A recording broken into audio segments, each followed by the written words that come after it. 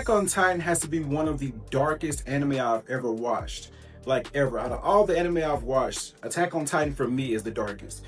Now, I wasn't on the Attack on Titan train when it was out, when it was airing, because I had no idea it existed.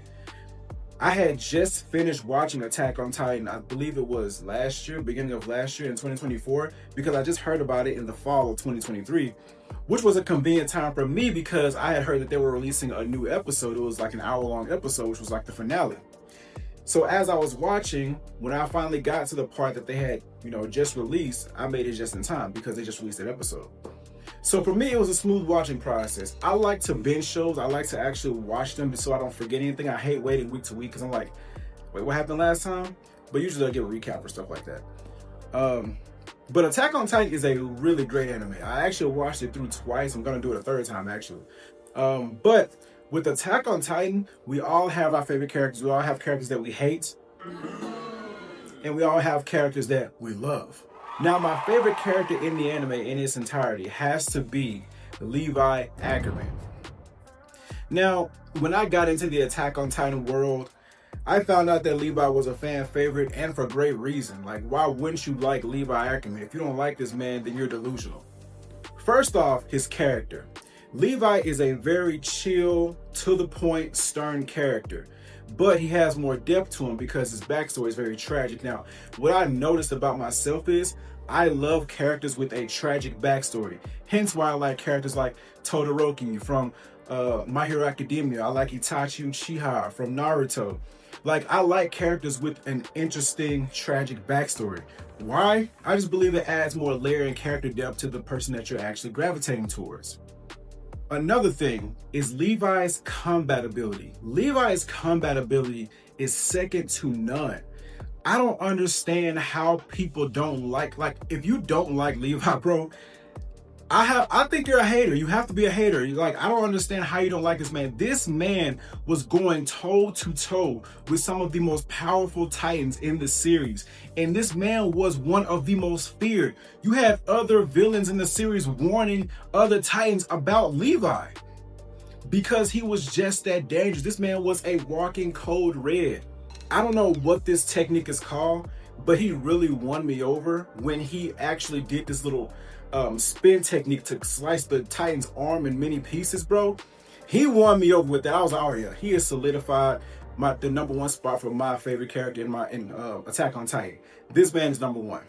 Now, I do like Mikasa Ackerman too because she has the same type of combat ability, but something that annoyed me about her is that she was so attached to Eren. It kind of gave simp in a way, but they explained it in season 4 why she was like that. Now, I don't know if they explained why Levi wasn't really tied to anyone the way Mikasa was, because it was said that in the anime that the Ackerman bloodline, whenever they get saved by someone, they're forever tied to that person, because Mikasa was saved by Eren when she was a kid, so she was forever tied to him. So I wonder if Levi ever had anyone he was actually tied to. I'm not sure. If I missed it, I probably missed it. But I never found out who Levi was tied to, if he was ever tied to anyone.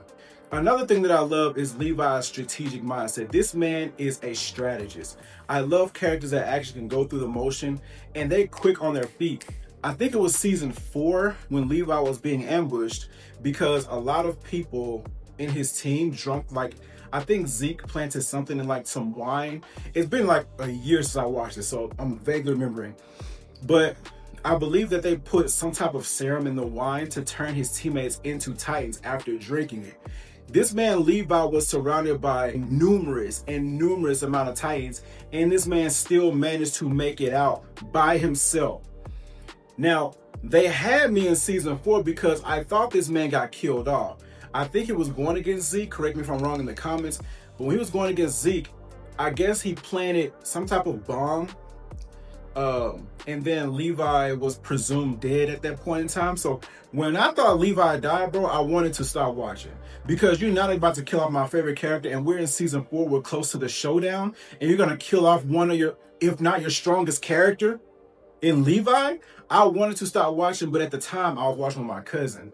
So he told me to keep watching. And in my head, keep watching means, okay, this dude may come back to life or he may not be dead for real. That's what it translates to me. But luckily, he didn't die. So I was locked in. I said that they had to nerf Levi because the way they did him, bro, after he came back, after the presumption that he was dead, this man came back with his eye covered up on some Kakashi type shit.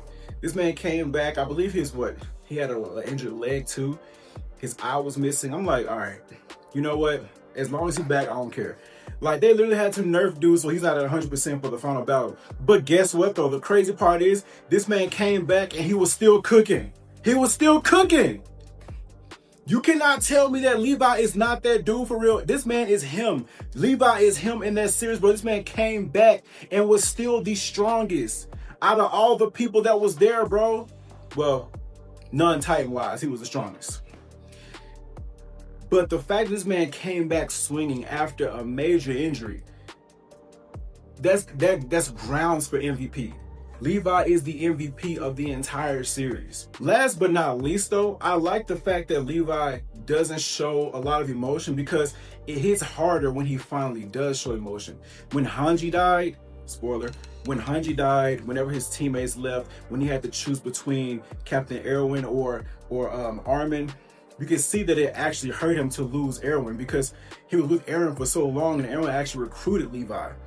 So for him to actually show emotion, it hits harder. Whenever characters that don't show a lot of emotion finally show those emotions, or when they finally cry, it hits so much harder. And one of those heightened emotion moments for me, for Levi, is when Kenny, his uncle, finally returned. Because if you guys don't remember, Levi's mom passed away, so Levi was actually living on his own in a poor state. So Kenny actually raised him and trained him, and finally he abandoned Levi once he trained Levi and found out what he was becoming.